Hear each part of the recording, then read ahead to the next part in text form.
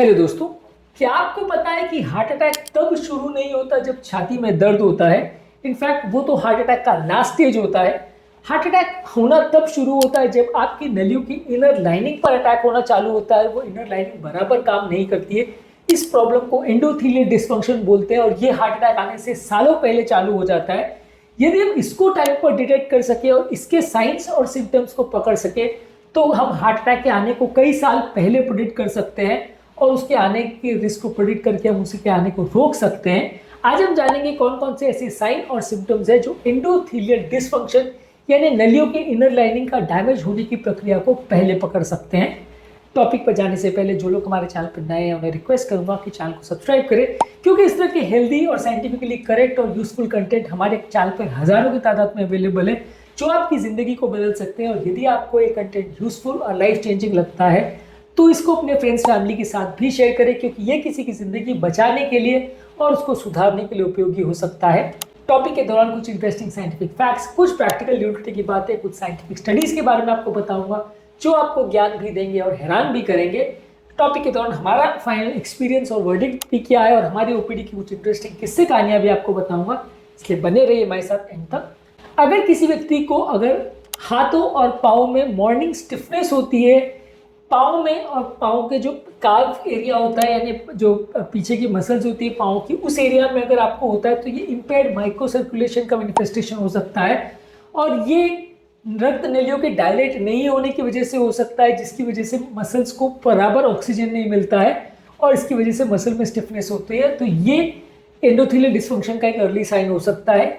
इसके अलावा यदि आपको खाना खाने के बाद बहुत ज़्यादा सुस्ती या कमजोरी या अनयूजुअल स्लीपीनेस लगता है खाना खाने के बाद, तो ये भी एंडोथेलियल डिस्फंक्शन का मार्कर हो सकता है। खाना खाने के बाद नलियाँ थोड़ी डायलेट होनी चाहिए और यदि ये डायलेट होने का रिस्पॉन्स नहीं होता है तो ओवरऑल बॉडी में स्लगिशनेस होती है, हार्ट को ज़्यादा काम करना पड़ता है, ब्रेन का ब्लड फ्लो कम होता है और ऐसे केस में भी आपको ज़्यादा कमजोरी और सुस्ती का एहसास होगा। ये भी एंडोथेलियल डिस्फंक्शन का एक अर्ली साइन हो सकता है। जर्नल ऑफ क्लिनिकल एंडोक्राइनोलॉजी में 2005 में एक आर्टिकल पब्लिश हुआ था जिसमें बताया गया था कि इवन नॉर्मल ग्लूकोज भी अगर किसी व्यक्ति को दें तो वो भी एंडोथेलियल नाइट्रिक ऑक्साइड की अवेलेबिलिटी को कई गुना बढ़ा सकता है। यानी कि अगर आप ग्लूकोज का थोड़ा भी लोड देते हैं तो भी बॉडी ये एंडोथेलियम नाइट्रिक ऑक्साइड को ज़्यादा बनाती है, जिससे रक्त नलियाँ डायलेट होती है। और अगर ये नहीं हो रहा है तो आपको खाना खाने के बाद सुस्ती कमजोरी का एहसास होगा। इसके अलावा यदि आपको हाथ पांव ज़्यादा ठंडे होने का एहसास होता है जबकि आपका बीपी नॉर्मल है और आपकी आपका थायराइड का प्रॉब्लम नहीं है, तो ये भी एक एंडोथेलियल डिस्फंक्शन का साइन हो सकता है। यदि आपको सीढ़ी चढ़ने में सांस फूल रही है, यदि आपका ईसीजी को नॉर्मल है, तो ये भी एक एंडोथेलियल डिस्फंक्शन का साइन हो सकता है। इसमें आपकी फिजिकल कैपेसिटी कंपैरेटिवली कम हो जाती है और reduce exercise capacity endothelial dysfunction का एक साइन हो सकता है। अगर आपको फ्रीक्वेंट हेडेक और स्कैल्प टाइटनेस होते हैं और जबकि इसका ब्रेन का कोई बीमारी या कॉज से लेना देना नहीं है, तो ऐसे केस में भी कई बार आपको एंडोथेलियल डिस्फंक्शन का ये भी एक साइन हो सकता है, क्योंकि आपके ब्रेन की रक्त नलियाँ जो हैं वो मोमेंट टू मोमेंट बेसिस पे एंडोथेलियम सिग्नलिंग से रिलेट करती हैं। यदि एंडोथेलियम बराबर काम नहीं करता है तो थोड़े थोड़े आपको हेडेक्स होते रहते हैं। इसके अलावा यदि आपके चेहरे पर अगर चाय कॉफ़ी पीने से या खाना खाने के बाद या इमोशन के बाद चेहरा पूरा लाल हो जाता है, तो ये भी एंडोथेलियल डिस्फंक्शन का साइन हो सकता है। ये सजेस्ट करता है कि आपकी एंडोथेलियम लाइनिंग जो है वो प्रॉपर स्टेबल नहीं है। ओवरऑल एंडोथेलियल डिस्फंक्शन आपके कैफीन के प्रति वैसोमोटर रिस्पॉन्सेस को चेंज कर सकती है, ऐसा भी एक स्टडी ने बताया था। इसके अलावा यदि हाथ पाँव में आपको झुंझुनी का एहसास होता है और बिना कोई नर्व की प्रॉब्लम हुए भी अगर आपको ये पिंस और नीडल्स के सेंसेशन होते हैं, हाथ पाँव में सुनपन और झुंझुनी का एहसास अक्सर आपको देखने को मिलता है, ये भी माइक्रोवैस्कुलर डिस्फंक्शन का एक साइन हो सकता है। और ये भी कई बार न्यूरोपैथी की तरह इस तरह के पेशेंट को ट्रीट किया जाता है, लेकिन ये भी माइक्रोवैस्कुलर डिस्फंक्शन का एक साइन हो सकता है। इसके अलावा यदि आपका हार्ट रेट किसी भी छोटी मोटी एक्टिविटी करने के बाद ज़्यादा बढ़ जाता है, तो ये भी एक इंपॉर्टेंट एंडोथेलियल डिस्फंक्शन का साइन हो सकता है। कार्डियोवैस्कुलर इवेंट्स का एक अर्ली प्रेडिक्टर हो सकता है यदि आपका हार्ट रेट रिस्पॉन्स एक्सरसाइज करने के बाद जितना बढ़ना चाहिए उससे ज़्यादा बढ़ रहा है तो। इसके अलावा अगर आपकी स्किन में कुछ ऐसे चेंजेस है जैसे कहीं कहीं पर कुछ पैची है एरिया जहाँ ड्राइनेस है, अगर घाव लग जाने के बाद उसमें हीलिंग बहुत लेट होती है, तो ये भी ओवरऑल स्किन की जो छोटी छोटी नलियाँ होती हैं उनमें प्रॉब्लम होने का इंडिकेटर हो सकता है और ये भी एक माइक्रोवैस्कुलर डिस्फंक्शन का और एंडोथेलियल डिस्फंक्शन का मार्कर हो सकता है। यदि किसी व्यक्ति को स्लीप डिस्टर्बेंस है और यदि उठने के बाद भी उसको सुस्ती और कमजोरी का एहसास होता है, तो ऐसे लोगों को भी एंडोथेलियल डिस्फंक्शन का प्रॉब्लम हो सकता है, क्योंकि हेल्दी एंडोथेलियम आपके ब्लड प्रेशर के डिपिंग फिनोमेना और ब्रेन के ब्लड फ्लो को मेंटेन करता है। इस मामले में 2011 में हाइपरटेंशन जर्नल में एक आर्टिकल में बताया गया था कि अगर किसी को नॉन डिपिंग ब्लड प्रेशर का पैटर्न है और अगर स्लीप का पैटर्न उसका खराब है, तो ये भी एंडोथेलियल डिस्फंक्शन के साथ कोरिलेट करता है। इसके अलावा बैठे से उठने में अगर किसी को चक्कर आ रहे हैं और हाइड्रेशन नॉर्मल होने के बावजूद भी अगर चक्कर आ रहे हैं, तो ये भी एंडोथेलियल डिस्फंक्शन का एक साइन हो सकता है।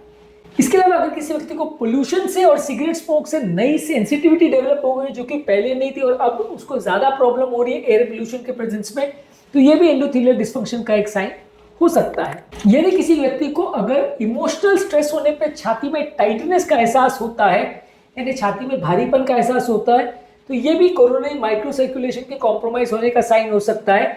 इस टाइम पे छोटे छोटे इमोशनल स्ट्रेस की वजह से भी लोगों का छाती में भारीपन का एहसास हो सकता है, और ऐसे लोगों को जब आप इवैल्यूएट करते हो तो उनको माइक्रोवास्कुलर डिस्फंक्शन मिल सकता है।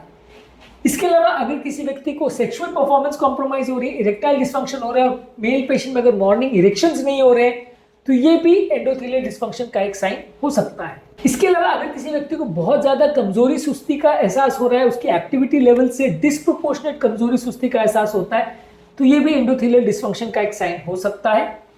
यदि किसी व्यक्ति को मिनिमल एक्सर्शन करने के बाद बहुत ज्यादा पसीना आता है, तो इम्पेयर्ड बॉडी के थर्मो रेगुलेशन सिस्टम को सजेस्ट करता है। ऐसे लोगों में अक्सर पसीना ज्यादा आता है और ऐसे लोगों में भी एंडोथेलियल डिस्फंक्शन हो सकता है। इसके अलावा अगर किसी व्यक्ति को हीट इंटॉलरेंस हो रही है या गर्म एनवायरनमेंट में रखने के लिए डायलेट नहीं हो रही है, बहुत ज्यादा डिस्कम्फर्ट, चिड़चिड़ापन होता है, सरदर्द होता है गर्मी के टाइम पे, तो ये भी एक एंडोथेलियल डिस्फंक्शन का साइन हो सकता है। इसके अलावा अगर किसी को स्ट्रेस करने के बाद या ज्यादा मोबाइल देखने के बाद अगर ब्लरी विजन होता है, तो ये भी एंडोथेलियल डिस्फंक्शन का साइन हो सकता है।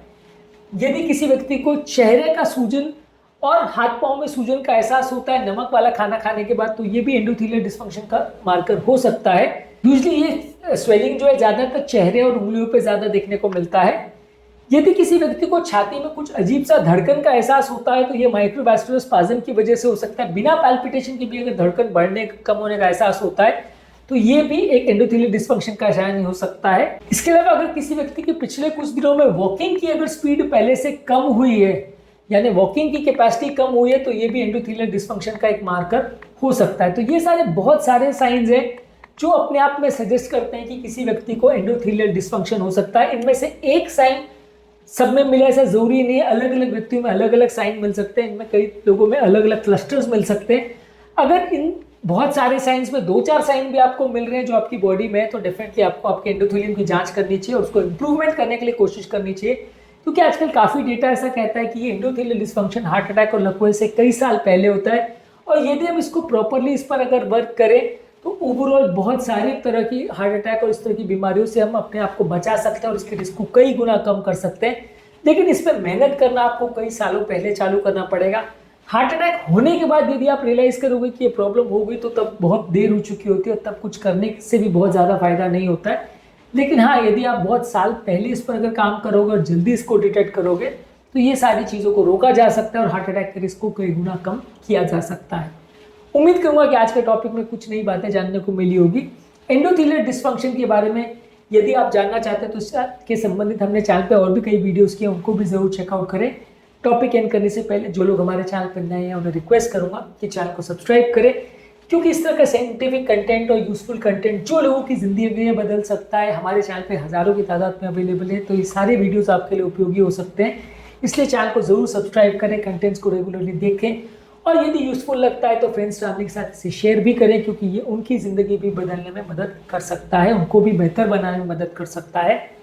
इसके अलावा आपसे मैं कमेंट्स करने की भी गुजारिश करूंगा, क्योंकि आपके कमेंट्स हमें जानने में मदद करते हैं कि आपको हमारा कंटेंट कैसा लग रहा है, प्लस हमारे लिए मोटिवेशन और इंस्पिरेशन का भी काम करते हैं। इसलिए कमेंट्स करते रहिए, वीडियोज़ को देखते रहिए और हेल्थ के सफ़र में हमारे साथ आगे बढ़ते हैं।